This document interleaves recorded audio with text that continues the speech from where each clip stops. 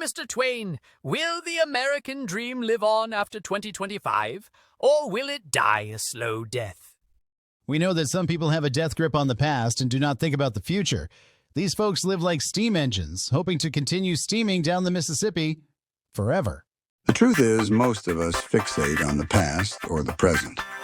Few of us prepare for tomorrow.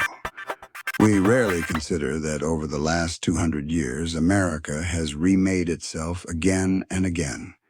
Cities have risen and fallen, and farms have grown and disappeared. To see it clearly, let's pause at 3 moments, 1890, 1990, and the America that might exist in 2090. In 1890, the American city was a place of noise and smoke.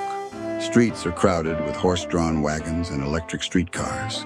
Immigrants step off trains and steamships carrying everything they own, looking up at brick tenements and factory stacks that blot out the sun. Inside the mills, the workday is long. Children sweep under humming machines. Beyond the city, most Americans still live on farms and in small towns. The town's main street is 1 or 2 blocks long, a feed store, a church, and a schoolhouse. News arrives by train and telegraph. Lanterns and stoves light the night. For many, the city is a rumor on the horizon, promising both opportunity and danger.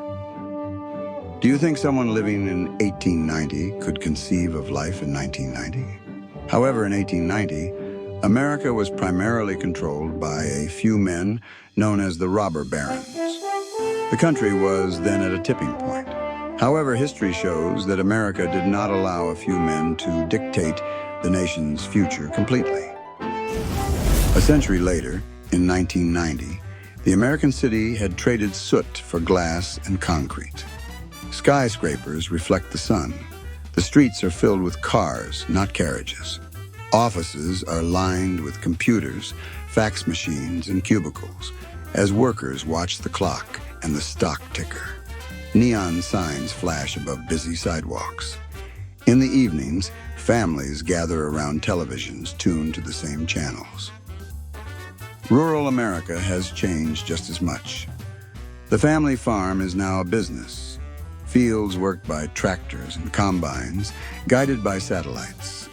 A 2-lane highway cuts past the old main street, where many storefronts are empty. A satellite dish on a farmhouse roof pulls in news and entertainment from far away, even as neighbors drift farther apart. In 1990, who was truly ready for 2025? In 1990, only a few techies had heard of the internet. There were no smartphones. We shopped at big box stores at the mall. In 2025, America is at another tipping point that could allow the country to be controlled and transformed by a few ultra-wealthy men. In any case, the world in 2090 is likely to be even more inconceivable than we can imagine today. In a very conservative vision of 2090, the world will look different again. In the cities, millions may live in dense towers threaded with transit lines and elevated walkways. The air is warmer, storms are stronger. Green roofs and solar panels stretch across the skyline, a defense against a changing climate. People and machines share sidewalks. Many jobs are done by software and robots.